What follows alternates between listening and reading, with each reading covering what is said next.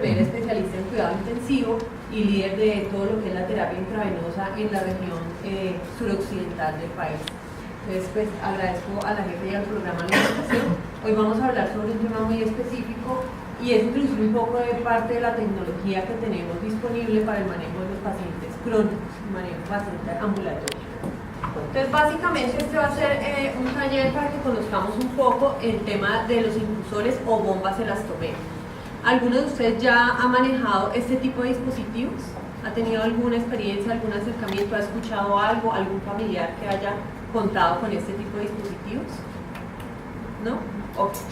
Bueno, entonces, ¿qué es el infusor? El infusor realmente es una marca registrada de Laboratorios Baxter, pero principalmente esto se refiere a un sistema de administración de medicamentos de forma controlada que está diseñado específicamente para el paciente ambulatorio. ¿Por qué? Porque va a tener algunas características que nos van a brindar mayor seguridad y comodidad en el paciente. Como les digo, pues es una bomba elastomérica, estas son como las características generales. Ya poco a poco ustedes van a ir entendiendo cuál es la ventaja y beneficio que me ofrece este dispositivo. ¿Qué queremos hacer? Es migrar de lo que es la administración por gravedad a tener una administración controlada, ¿sí? Pero no involucrando tecnología electrónica, porque la tecnología electrónica tiene algunas limitantes en la parte ambulatoria, como es el tema de soporte, ¿cierto? Soporte técnico desde la parte de lo que es como tal la tecnología. Es ruidosa, es pesada, necesita estar conectada a una fuente eléctrica.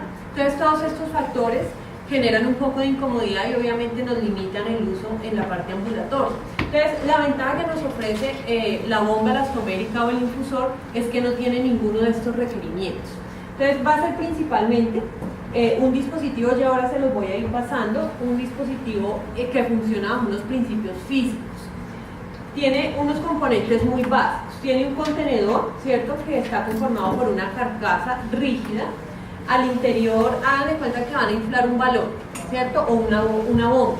Al interior va a ir un elastómero que es el que va a contener el medicamento.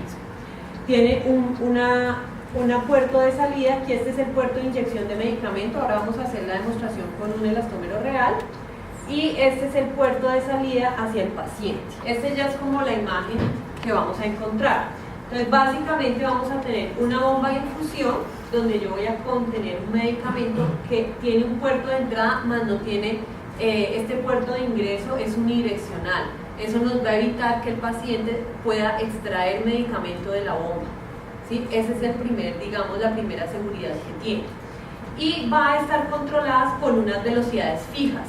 Aquí vamos con la segunda seguridad. Entonces no va a ser posible que el paciente, a diferencia de lo que ocurre con el equipo macro, micro que utilizamos, él puede manipular el rodillo, ¿cierto? Entonces puede acelerar o disminuir la velocidad de la infusión. Acá la infusión va a estar completamente controlada. Él no va a tener posibilidad de acelerar o desacelerar el proceso.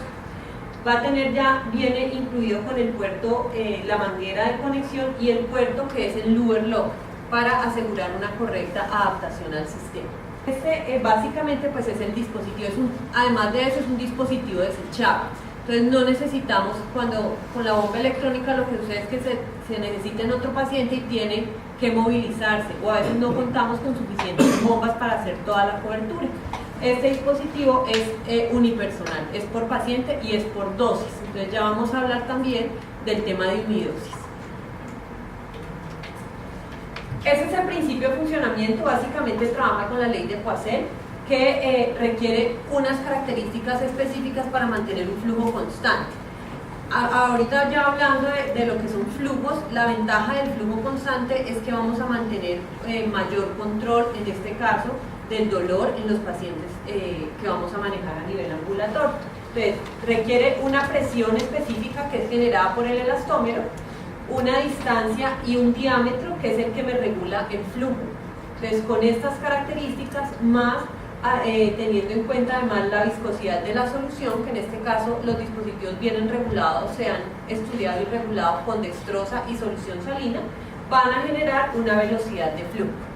Entonces, esto es lo que vamos a ver para efectos prácticos en el momento de utilización.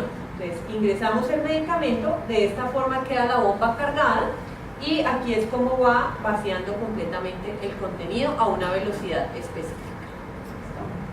¿Hasta ahí alguna inquietud? ¿Cuáles son las indicaciones de los infusores?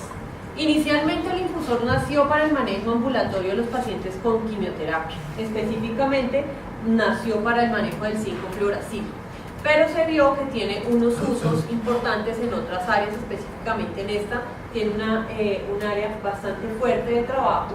Entonces se fue introduciendo para lo que es manejo del dolor agudo y crónico. Incluso se ha venido trabajando muy fuerte en el manejo de dolor crónico no oncológico. Actualmente se está utilizando mucho en pacientes incluso de cirugía estética, ¿cierto? Que se hacen varias cirugías al tiempo y salen para la casa con su manejo de dolor. Manejo de terapia antimicrobiana, contamos con algunos antibióticos que tienen estabilidad mayor a 24 horas y nos permiten utilizarlo de una manera continuada.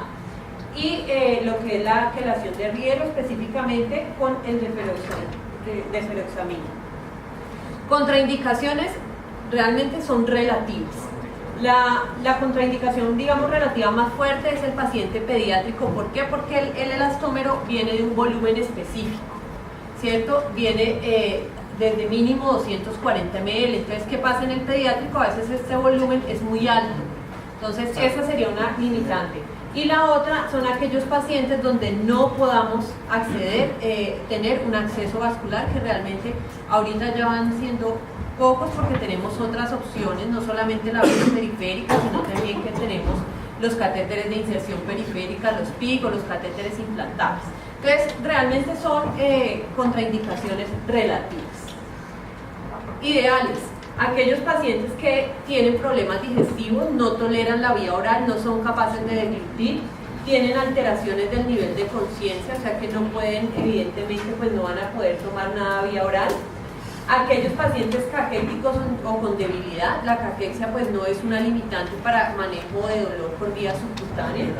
Pacientes en estado terminal, con dolor mal controlado, ¿sí? Pacientes que salen de una cirugía reciente, sobre todo el paciente de ortopedia, la recuperación es bastante dolorosa y se limita, ¿cierto? La recuperación, por eso es ideal para estos pacientes. Y evidentemente para darle mayor comodidad al paciente.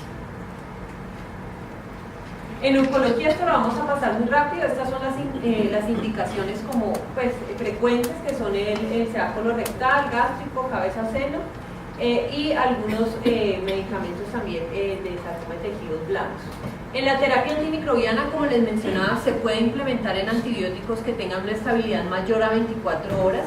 Esto para hablar un poco del tema de costo-efectividad, ¿cierto? Porque es un dispositivo, evidentemente, que tiene un costo diferente a la terapia por gravedad. Entonces, para poder que sea costo efectivo, lo ideal es que se trabaje con antibióticos mayores a 24 horas.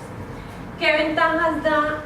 Digamos que el porcentaje de manejo de antibióticos es importante en lo que es todo lo que son hospitales en casa. Entonces, ocupa un gran porcentaje del tiempo de enfermería. Cuando se logra implementar el dispositivo, lo que se va a lograr es que enfermería tenga que hacer visitas menos frecuentes. Si yo tengo una dosis cada 6 horas, la visita es cada 6 horas. Cuando se logra la implementación, pues la visita se puede espaciar y se aumenta la cobertura del programa. O sea que el personal puede realmente orientar sus visitas a donde realmente se necesita, ¿sí? Entonces libera un poco el tiempo del programa.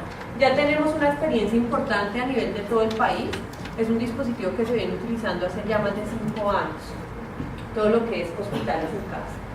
Para manejo de dolor agudo, se puede trabajar en el tema postquirúrgico, como les mencionaba, de ortopedia, intravenoso epidural, o incluso se puede hacer bloqueo nervioso. Las ventajas que ofrece es que favorece la movilización, favorece la recuperación, porque el paciente va a tener un dolor completamente controlado, y reduce evidentemente las estancias hospitalarias secundarias a manejo de dolor o manejo de bolos, ¿cierto?, de analgésicos. Esta es una tabla, digamos, de estabilidades. El infusor de Baxter es el que tiene mayor número de moléculas estudiadas. Tenemos 150 moléculas estudiadas con estabilidades a unas temperaturas específicas que son las que nos van a permitir manejar el flujo. Entonces, este es solamente un ejemplo. Cuando se trabaja la implementación, se hace de manera personalizada con la institución, ¿cierto? Con la entidad, dependiendo de las moléculas que manejen, el tipo de antibiótico, lo que más les impacte y lo que les dé mayor costo-efectividad. Dolor crónico, eso pues que es el tema de hoy, el manejo de los pacientes paliativos. Se puede trabajar por vía intravenosa subcutánea. La subcutánea sigue siendo muy fuerte porque da digamos, es mucho más fácil acceso, menos riesgo de infección. Y estos son algunos de los medicamentos pues, que se pueden utilizar. Mantiene pues, los valores plasmáticos, la parte del manejo de vía subcutánea tiene muchísimas ventajas y lo que se busca realmente es mejorar la calidad del paciente. Como vemos en esta imagen, el paciente tiene puesto un infusor, la movilización es total, la libertad digamos que también es muy buena porque le permite incluso poder salir, poder movilizarse sin ningún inconveniente. Las vías de administración se pueden utilizar por cualquier vía de administración. Las más importantes siempre pues, han sido las tres primeras, la intravenosa, la subcutánea y la epidural. Pero también tenemos algunos otros casos. Aquí en Colombia muy poco se utiliza la intraarterial, ni siquiera a nivel hospitalario. Como les digo, pues son las tres primeras las más fuertes. Adaptable a cualquier tipo de puerto, o sea, yo lo puedo utilizar tanto en catéter venoso periférico, como catéter PI, como catéter implantable y todo lo que es ya la vía intratecal. Para el manejo de la vía subcutánea, entonces pues ya vimos algunas ventajas: facilidad de la técnica, disponibilidad y manejo, es mucho más sencillo, hay rápida absorción del medicamento, tiene menor riesgo de infección sistémica a diferencia del manejo del medicamento intravenoso, ¿sí? Y es de un mantenimiento sencillo para los pacientes que no toleran la vía oral.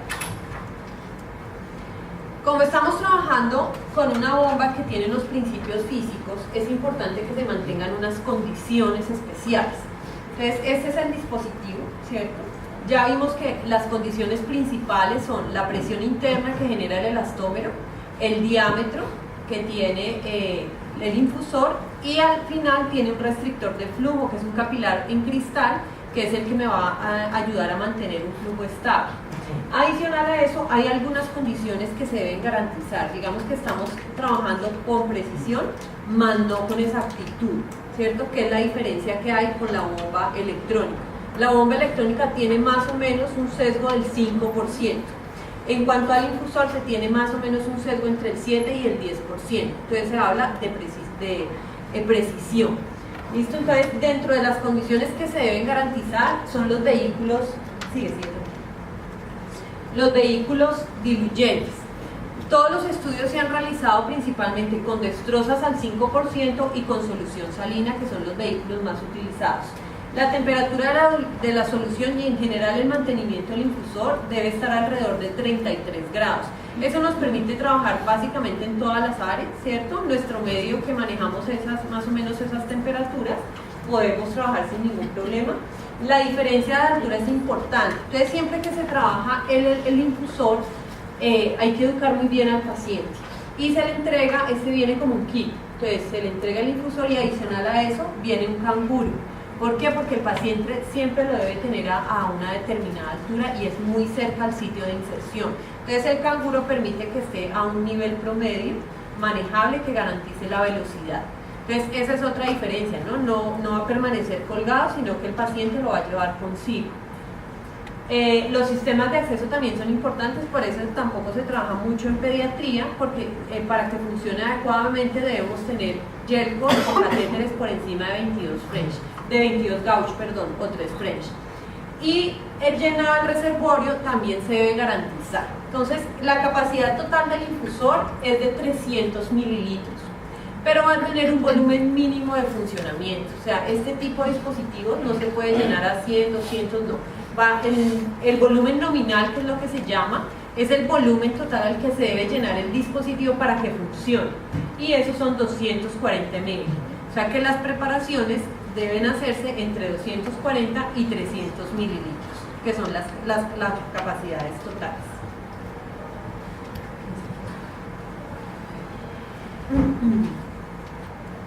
Bueno, estas es básicamente nuestras tablas de estabilidades con más de 150 medicamentos estudiados. Estas son algunas combinaciones de medicamentos para el dolor que están en la literatura, mezclas que son incompatibles porque se precipitan. Entonces esto también pues ya, imagino que con el doctor la van a revisar más a fondo, pero estas son algunas de las combinaciones que son estables dentro del infusor. Adicional a eso, el infusor, la carcasa del infusor viene con protección UVB y UVA, entonces me permite trabajar medicamentos que sean sensibles a la luz. Tenemos estas dos presentaciones. Inicialmente venía el infusor y todavía se manejan de una sola velocidad, pero ¿qué pasa en manejo de dolor específicamente? A veces la dosis que se le está administrando al paciente no es suficiente, entonces requiere que se aumenten las velocidades. A raíz de estas necesidades salieron los multirate. Los multirate me permiten dar hasta 3 velocidades diferentes. Ya vamos a ver cómo se controla. Entonces me permite dar, hay 2 presentaciones, una que es para dar 2, 4 o 6 mililitros hora y la otra que me permite dar 5, 7 o hasta 12 mililitros por hora. Esto nos da también la duración de la terapia. Entonces, este dispositivo me dura entre 40 horas y hasta 5 días. 5 días muy fuerte en el manejo de paciente paliativo, sobre todo cuando se va a utilizar la vía subcutánea. Y este que me da hasta 12 mililitros por hora puede trabajarse entre 20 y 48 horas continuas. Entonces, el hecho pues, de ser continua, lo que les mencionaba, nos reduce el tiempo de visita y nos mantiene los niveles del medicamento.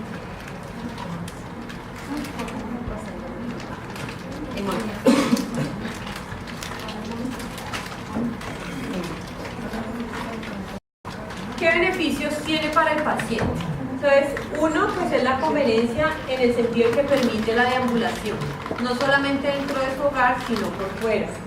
Es liviano y discreto, miren que realmente cuando se llena pues son 300 gramos que carga en un canguro, no se ve, el paciente lo carga en o incluso algunos pacientes toman su canguro personal y ahí colocan el infusor sin ningún inconveniente. No tiene batería, dime. No tiene baterías ni alarmas, porque a veces si no está el auxiliar o no llega oportunamente la alarma enloquece al paciente, ellos no saben qué hacer, genera angustia, genera ansiedad. Aquí no vamos a tener ningún tipo de alarmas. Hay un sistema de medición que ya lo vamos a ver para identificar cómo se va administrando el medicamento.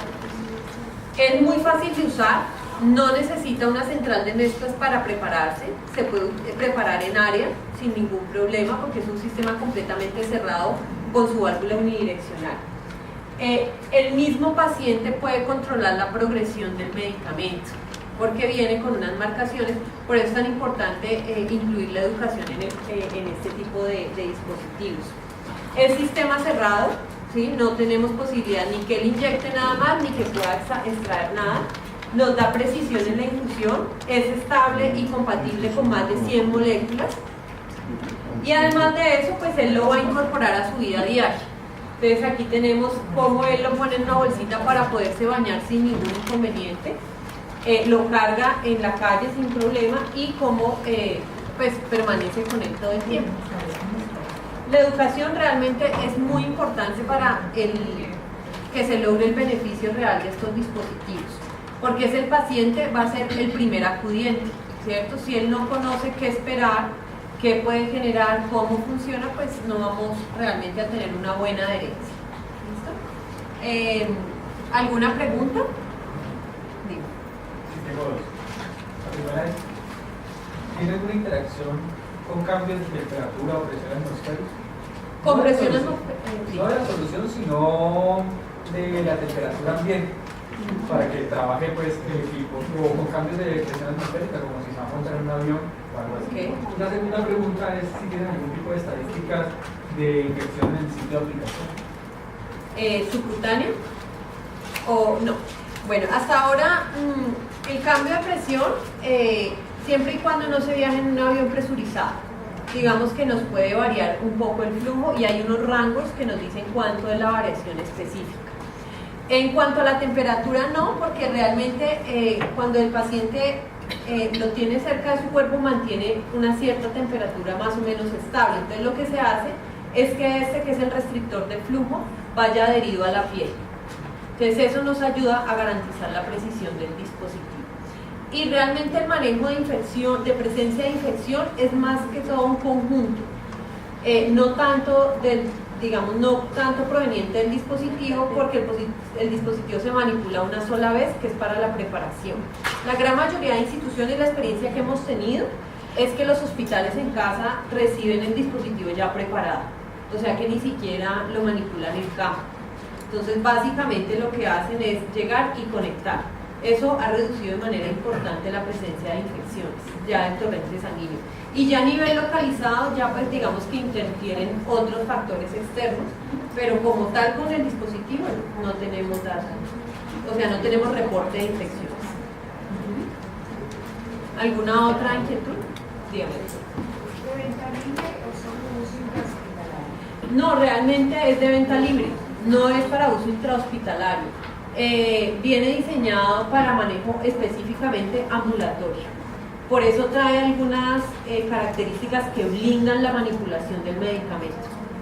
A nivel intrahospitalario se ha manejado ocasionalmente, pero pues como estamos en digamos en el tema de economía intrahospitalaria y como hay un personal disponible, realmente no es muy fuerte.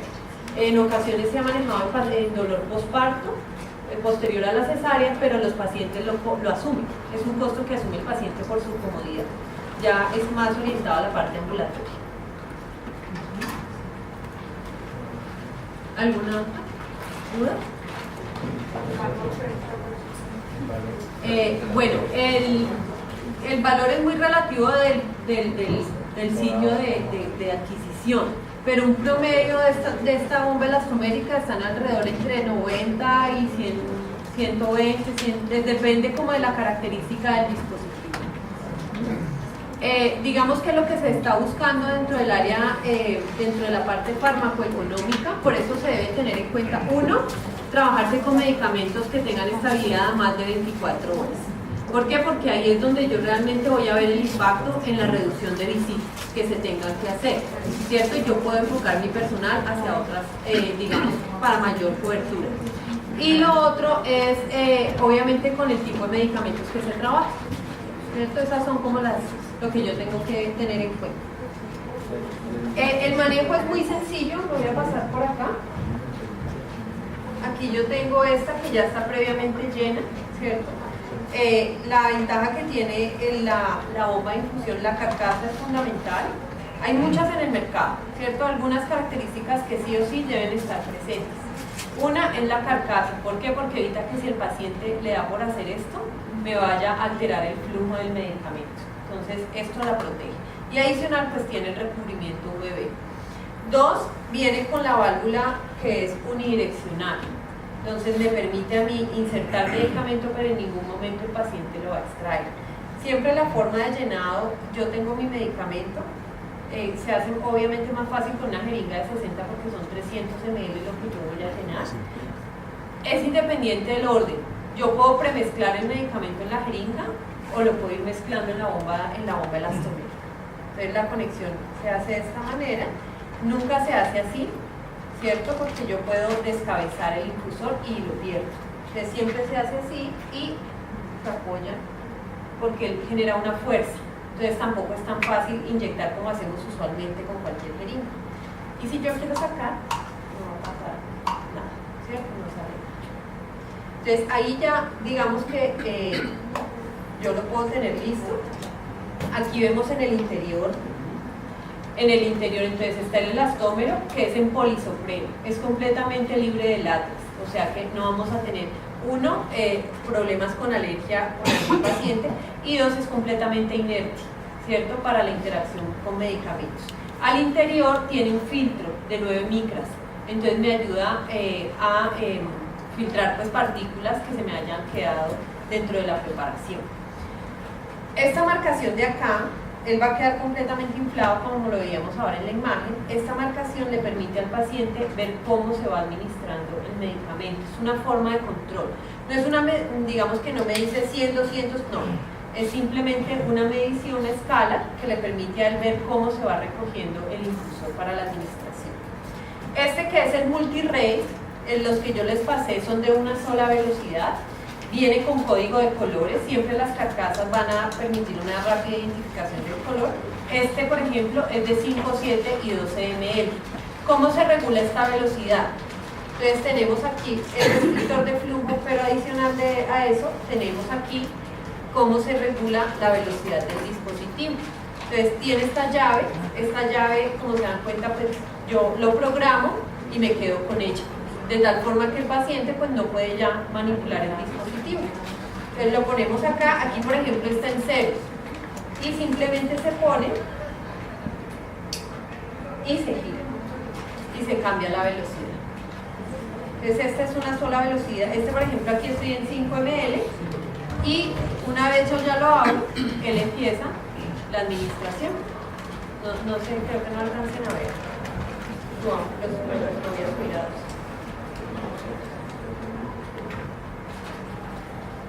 Aquí ya empieza a salir el medicamento. Entonces solamente es que se programe y se quite el tapón y se pone en el paciente.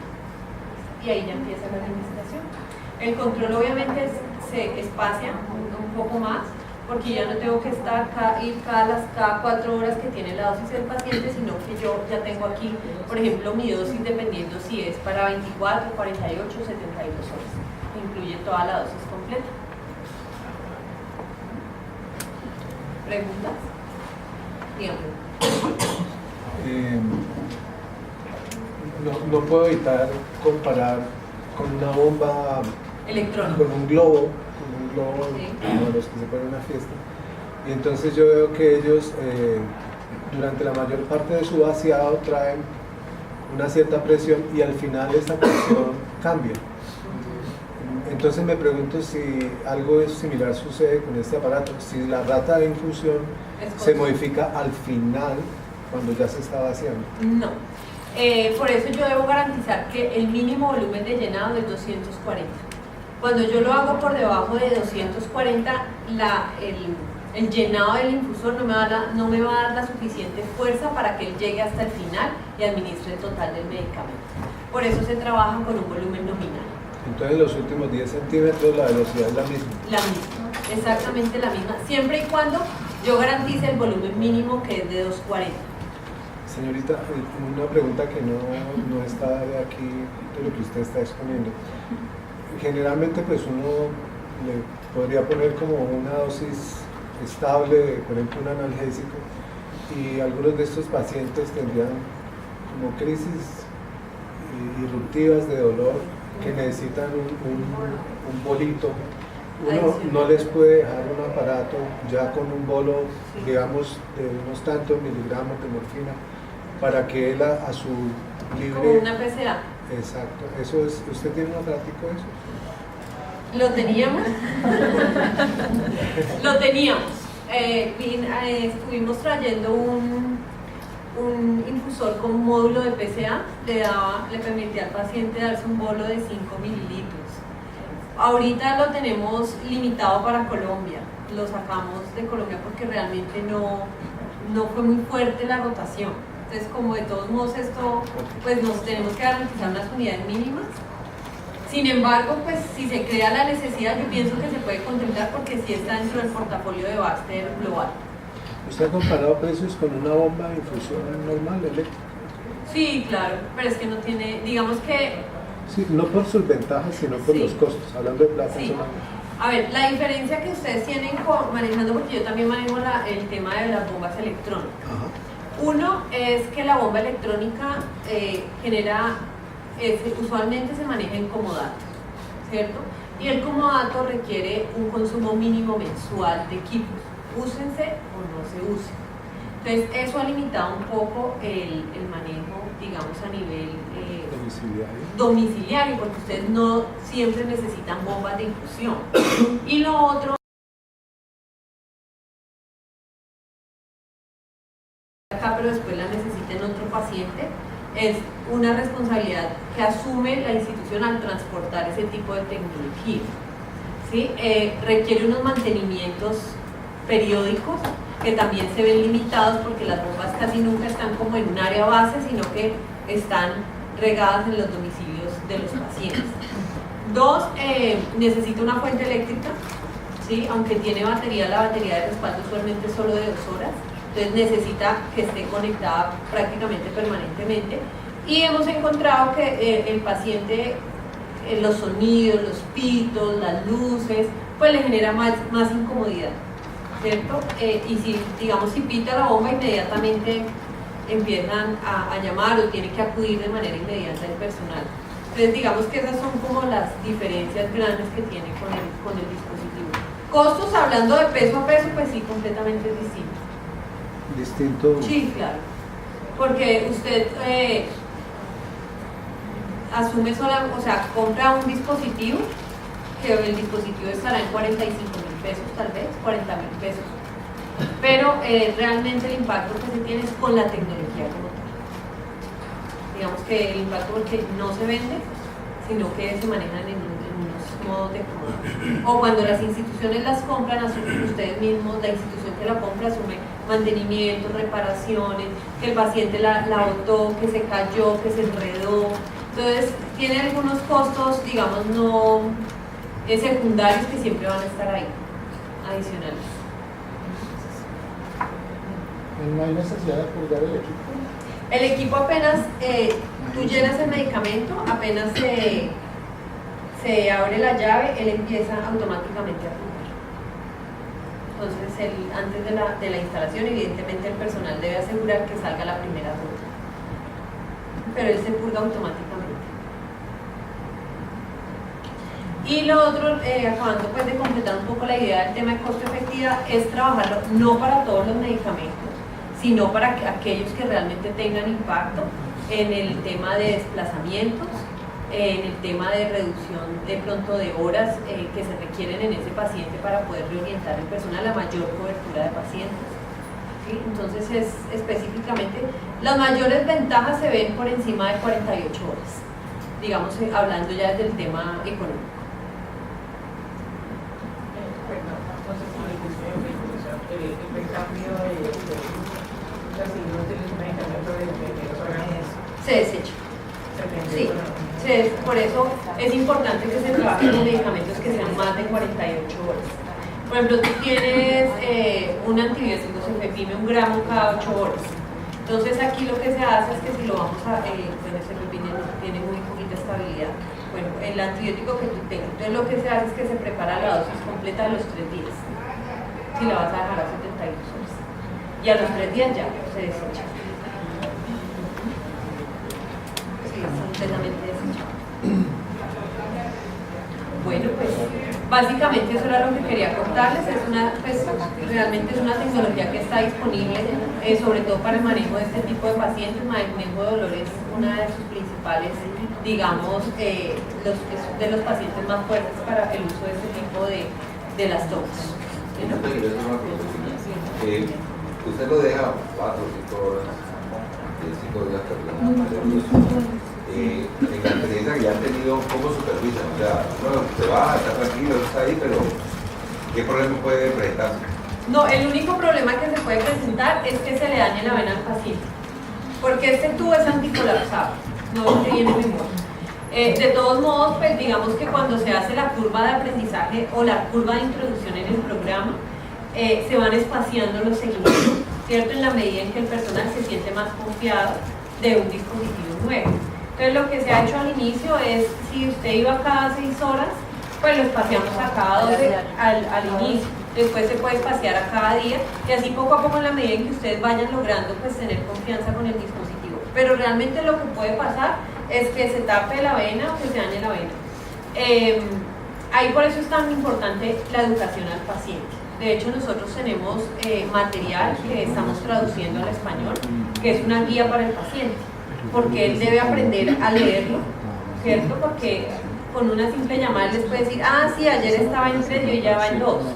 Entonces él monitorea la administración del medicamento. Sí, pero realmente no tiene ningún problema. No tiene, digamos, ningún riesgo para el paciente. Y en caso de que se dañe la vena, el equipo. Cambian la vena, no, nada, utilizas el mismo retira y ya, y vuelve. Sí, claro, utilizas el mismo. Y Y lo otro es tener muy claras las estabilidades, ¿no? Las moléculas que se utilizan dentro del programa y qué estabilidades tienen para la programación del goteo. Si se daña la vena, estaría al cambiar de vena, Sí, sin ningún. Ella solamente se frena cuando yo cierro el sistema. Ahí es cuando se frena el goteo. Pero una vez ustedes accedan a la nueva vena, está dañada, por ejemplo, no hay la persona que cambie la vena. ¿Qué pasa en ese momento? Se suspende el Se goteo. extravasa. Claro, o sea, si la vena está extravasada, ella mantiene el flujo. Lo mismo que, digamos, sucedería con un goteo normal, ¿sí? Ella mantiene el flujo. Por eso vuelvo a lo mismo, digamos, si uno entrena bien al paciente, lo que puede esperar, digamos que es el ardor, el dolor, la presencia de un enrojecimiento, nos puede alertar de manera temprana que el acceso venoso se ha dañado. Pero ella mantiene su flujo.